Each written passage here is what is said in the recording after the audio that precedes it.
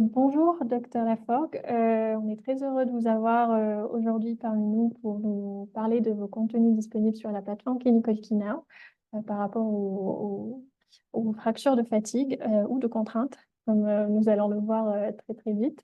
Donc, merci d'avoir accepté notre invitation et bienvenue sur, sur cette interview. D'abord, pour commencer, est-ce que vous pouvez vous présenter peut-être en deux mots? Ben oui, mais écoutez, je m'appelle Pierre Laforgue, je suis professeur de rhumatologie au CHU de Marseille, où je dirige le service de rhumatologie de la PHM. Alors, on est là aujourd'hui dans le cadre d'une interview autour de vos contenus qui sont disponibles sur la plateforme Clinical Now et qui rentrent dans le cadre d'une campagne autour des Jeux Olympiques de cette année. On va peut-être commencer de parler un petit peu contenu. Et puis, par rapport spécifiquement à votre sujet, donc les fractures de contrainte ou les fractures de fatigue, euh, justement, comment vous les définissez et quelle différence peut-être faites-vous entre les deux et quels sont les facteurs de risque? Oui, ben c'est vrai qu'il faut bien situer le cadre. Et ce qu'on appelle fracture de contrainte, c'est un petit peu un ensemble de choses où il se produit finalement des micro-fractures, hein. Ce ne sont pas des fractures aiguës au sens où on a l'habitude d'entendre le terme fracture. C'est des micro-fractures qui se font progressivement et qui existent sous deux grands cadres, avec finalement une présentation qui est identique, mais avec d'un côté les fractures de fatigue, qui sont des fractures survenant pour des efforts importants sur un squelette présumé normal, il n'est pas toujours, et en opposition, les fractures par insuffisance osseuse, qui au contraire surviennent pour des pratiques assez usuelles de la vie commune, par exemple tout simplement une longue marche, mais sur un terrain de fragilité osseuse. Voilà. Et entre ces deux extrêmes, bien sûr, il y a un petit peu comme un arc-en-ciel avec des formes intermédiaires. La fracture de fatigue est plutôt le terme qu'on utilise pour le sportif. D'accord, très bien. Comment peut-on les diagnostiquer, ces fractures? Alors, le tableau, qu'elles soient des fractures de fatigue ou des fractures par insuffisance osseuse, est rigoureusement le même. C'est une douleur d'apparition progressive qui est bien localisée parce que la fracture, elle est à un seul endroit, presque toujours sur un membre inférieur et qui va s'aggraver assez rapidement sur quelques jours jusqu'à empêcher de faire la pratique sportive ou même de faire boiter lorsqu'on marche. Et à ce moment-là, en fait, le gros piège, c'est quand il s'agit de gens jeunes et sportifs, c'est de conclure immédiatement à des choses assez ordinaires comme des tendinites, des périostites. Et au contraire, quand c'est des personnes de plus de 50 ans, ben, de conclure tout de suite à c'est de l'arthrose, c'est une tendinite, et finalement de ne pas faire de recherche diagnostique. Donc l'important, c'est de rester en éveil et de se dire que ça peut être aussi des fractures de contrainte. Et dans ce cas, aboutir à la réalisation d'examens. Donc, on a parlé de diagnostic et vous parliez également des examens à faire. Donc, est-ce que vous pouvez nous en dire plus sur ces examens et quels sont justement spécifiquement les examens que vous prescrivez dans le cas d'une fracture? Bon, eh bien, si on considère par exemple euh, que le tableau n'est pas typique d'une tendinite, on commencera par des radiographies standards. Les radiographies standards, alors elles peuvent être rigoureusement normales, ça n'écartera pas le diagnostic, mais parfois, si la douleur évolue depuis déjà 3 semaines, on pourra avoir des signes. Alors, je vous en montre des exemples, hein. Par exemple, ici, sur le deuxième métatarsien, on voit qu'il y a un trait de fracture et déjà un petit cal en cours de se faire. Euh, Parfois, ça pourrait être une bande d'ostéocondensation, par exemple ici sur le calcanéus. Donc ça, c'est absolument pathognomonique. Sur une diaphyse de noce long, ben, ça va être un épaississement avec une petite clarté. Donc ça, c'est une fissure de la diaphyse du tibia en zone antérieure typique. Et ça, franchement, il faut faire très attention. Ce sont des fractures qui vraiment peuvent poser des problèmes par la suite. Voilà. Et par exemple, aussi, on peut voir ici une fracture de la base du 5e métatarsien qui, elle aussi, va être une fracture à haut risque de complications qu'il faudra surveiller davantage. Lorsque les radiographies sont normales, il y a des examens extrêmement sensibles, particulièrement l'IRM, où par exemple, là, on voit très bien sur une séquence en T1 une fissure du plateau tibial supérieur, ou pardon, ici, sur un condyle fémoral, sur une séquence STIR, donc il ne faut pas le confondre avec une ostéonécrose, c'est bien une fissure de contrainte, et c'est quelqu'un qui va se plaindre du genou à la face médiale. Et je vais dire un cas particulier de certaines fractures qu'on observe chez des gens qui sont depuis très longtemps sous bisphosphonates. Il y a ce qu'on appelle les fractures atypiques qui surviennent en position sous-trochanterienne, et vous voyez ce que ça peut donner. Ça, c'est quelque chose qui est spontané. Il n'y a eu aucune chute. Et vous voyez que ici, ça, c'était les signes prémonitoires avec un épaississement de la face latérale du fémur. Et si on insiste là-dessus, qu'on continue de marcher, eh ben, ça donne ça. Voilà, donc c'est radiographie, si c'est négatif, IRM ou scintigraphie osseuse aussi qui donne de très bons résultats. Vous avez parlé de sport et de sportifs, donc justement, quel lien faites-vous entre le sport et les fractures de contrainte? Et est-ce qu'il y a des sports où il y a des risques, où les risques de fractures de contrainte peuvent être plus élevés? Alors, si on prend le versant fracture de fatigue, c'est-à-dire contrainte excessive sur un os normal, eh ben, en fait, il faut se rappeler que l'os, c'est un matériau et qu'il est soumis, comme tous les matériaux, à ce phénomène de fatigue que les ingénieurs connaissent bien, que ce soit sur le métal ou du ciment. Et quand les contraintes dépassent les possibilités de réparation et d'adaptation, ben à ce moment-là, il va se faire justement une petite microfracture qui progresse de proche en proche jusqu'à devenir une véritable fracture. Donc, en ce qui concerne le sport, on va dire que c'est une bonne chose dans l'ensemble, à condition que ça ne soit pas excessif, ou en tout cas pas excessif par rapport aux capacités de la personne. C'est-à-dire que chez quelqu'un qui est très entraîné, par exemple, le squelette pourra euh, résister à des contraintes auxquelles ne résisterait pas le squelette d'un sportif du dimanche. Donc, dans tous les cas, il faut que la pratique sportive soit progressive, et lorsqu'on ressent une douleur, se rappeler que la douleur, c'est un signal qu'il faut respecter, et à ce moment-là, se dire qu'on a peut-être dépassé ses propres capacités.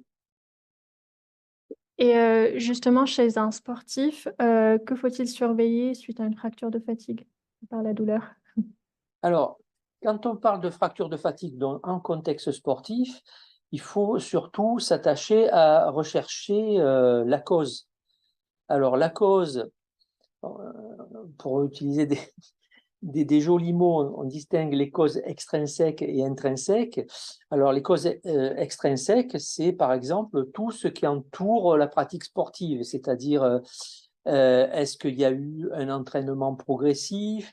Est-ce que le terrain sur lequel on a pratiqué était souple ou malaisé? Est-ce qu'on avait un bon matériel? Parce que ça va survenir plus facilement quand le matériel est inadapté. Bon, le plus classique, hein, c'était les fractures de fatigue qui survenaient chez les militaires, qu'on faisait courir avec des godillots, hein, par exemple. Hein. Il faut se rappeler que c'est justement chez les militaires, au départ, que cette pathologie a été décrite. Donc ça, c'est les facteurs extrinsèques qui sont finalement facilement modifiables, parce qu'on peut adapter l'entraînement, on peut adapter le matériel, on peut adapter l'endroit où on pratique. Et puis, par contre, il y a ce qu'on appelle les facteurs intrinsèques qui sont liés à l'individu. On n'a pas tous la même résistance squelettique. Là, on aura beaucoup moins de moyens d'action. Donc, c'est clair que le sexe féminin est un facteur de risque, tout simplement parce que les femmes, dans leur ensemble, ont des os plus fragiles que les hommes. Parfois, il va falloir rechercher un déficit, notamment en vitamine D. Ça, c'est bien démontré que les fractures de fatigue sont plus fréquentes quand on a un taux de vitamine D qui est moins bon. Et surtout, rechercher s'il y a les signes de la triade de l'athlète. La triade de l'athlète, quand elle est complète, c'est finalement chez la femme une aménorrhée, chez l'homme ça peut être une petite impuissance, donc une aménorrhée, une très faible masse grasse, c'est-à-dire une maigreur, voilà, et une densité osseuse basse. Et là, clairement, ça c'est une pathologie que normalement les entraîneurs dans les endroits où on pratique le sport de haut niveau connaissent et doivent rechercher, mais qu'il faut vraiment dépister, parce que souvent la minceur, le fait de ne pas avoir de masse grasse, c'est au contraire quelque chose qui est recherché par les sportifs. Souvent, il y a un déficit énergétique où finalement on n'a pas suffisamment d'apport alimentaire par rapport à la dépense fournie, et c'est là qu'il va y avoir les accidents. Donc vraiment, chaque fois, rechercher s'il n'y a pas une cause évidente, mais lorsqu'elle n'est pas si évidente que ça, aller rechercher cette triade de l'athlète pour pouvoir la modifier et ne pas hésiter à mesurer la densité minérale osseuse. Parce que chez des gens sportifs qui courent presque tous les jours de la semaine, je vous garantis qu'on a des surprises parfois avec la densité osseuse. Justement, en parlant de sportifs, est-ce que vous avez des recommandations particulières, pardon, à donner aux sportifs qui ont souffert d'une fracture de fatigue? Alors, déjà, chez la personne qui vient d'avoir une fracture de fatigue, il faut d'office la mettre au repos. Parce qu'une fracture, qu'elle soit de contrainte ou de n'importe quoi, ça ne se soigne que par le repos, ça ne se soigne pas par médicament. Donc forcément, c'est pour ça d'ailleurs que c'est important de faire le diagnostic avant qu'il y ait un accident plus grave. Une fois qu'on a diagnostiqué la fracture de contrainte, c'est mise au repos. Alors cette mise au repos, elle est d'un temps variable parce qu'il y a des fractures de fatigue qu'on appelle à haut risque de complications, qui peuvent d'ailleurs aboutir à des fractures complètes. Donc c'est par exemple les fractures qui arrivent sur le bord supérieur du col du fémur, celles qui arrivent au milieu du tibia, celles qui arrivent à la base du 5e métatarsien ou sur le naviculaire tarsien. Ça, c'est des fractures à prendre très très au sérieux. Et là, l'interruption sportive, elle va être de 3 ou 4 mois. Sur les autres sites, ça va être 4 à 8 semaines selon le tableau, mais de toute façon, on est obligé de passer par cette case mise au repos.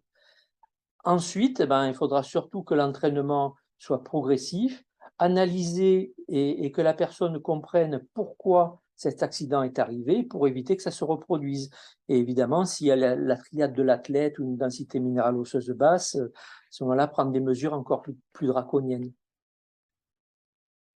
D'accord, merci pour tous ces conseils. En tant que professionnel de santé, c'est très important pour les sportifs d'avoir conscience de toutes ces recommandations.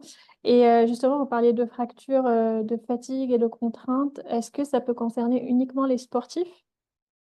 Ah non, justement, si on repart du début, les fractures de contrainte, ça peut concerner effectivement les sportifs, mais aussi des gens pas du tout sportifs, tout simplement qu'une fragilité osseuse, qui vont faire des activités qui pourraient paraître normales, mais que leur squelette n'est pas prêt à supporter. L'exemple classique, par exemple, c'est la dame qui rejoint sa fille à Paris parce qu'elle vient d'accoucher, qui va marcher beaucoup en ville avec des chaussures pas très confortables et qui va commencer à avoir mal aux pieds, à la cheville. Et elle est en train de faire une fracture de contrainte qu'on va appeler dans ce cas-là fracture par insuffisance osseuse. Donc, quand on n'est pas dans un contexte sportif, il est vraiment très important de ne pas s'arrêter au diagnostic et là aussi de rechercher la cause. Faire obligatoirement une mesure de la densité osseuse et si celle-ci est basse, eh bien, rechercher les causes classiques de faible densité osseuse, c'est-à-dire l'ostéoporose, l'ostéomalacie, l'hyperparathyroïdie, pour citer les principales. Et à ce moment-là, c'est justement l'opportunité de découvrir une ostéopathie fragilisante et de pouvoir la traiter à ce stade. Puis, on a parlé donc du côté patient slash sportif.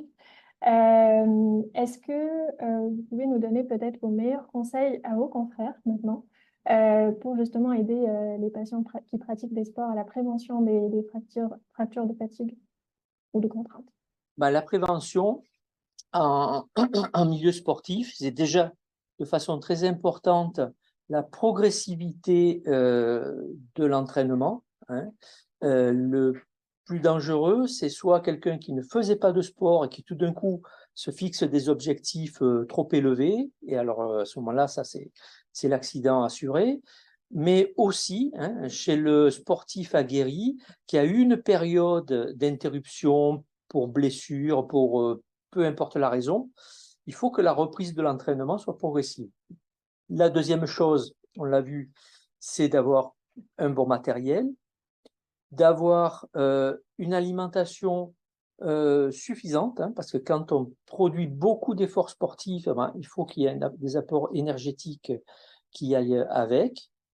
Chez la femme, se méfier beaucoup de l'apparition d'une aménorrhée ou d'une raréfaction des règles hein, en milieu sportif. Ça, c'est le signe qu'il y a quelque chose qui est en train de ne pas aller. Et puis surtout, ben, si on a une douleur, l'analyser, prendre un avis médical et ne pas forcer jusque pour dépasser finalement le seuil de résistance du squelette. Alors, tout ce que vous venez de nous expliquer et de nous dire est disponible pardon, dans votre synthèse clinique et art décisionnel qui apparaissent sur la plateforme Clinical Key Now. Donc, en quelques mots, pourquoi vous recommanderiez ces contenus à vos confrères? Ben, écoutez, moi je ne la connaissais pas, j'y ai participé et j'ai trouvé le concept extrêmement intéressant parce que finalement un arbre décisionnel pratique avec finalement des petites qui renvoient à des bulles où il y a une information qui est condensée, c'est pas quelque chose qui prend beaucoup de temps et qui est finalement extrêmement pratique. Et donc je trouve qu'on a une information justement rapide et suffisamment complète, et puis de façon qu'on peut ensuite approfondir en allant sur des ressources plus approfondies comme le MEC. Ok, très bien. Merci beaucoup pour tous ces conseils et ces informations très intéressantes et très pratiques aussi, comme vous venez de le dire. Donc, à nos auditeurs, on vous remercie de votre attention et on vous donne rendez-vous lors d'une prochaine interview dans le cadre des Jeux Olympiques. Et à très bientôt.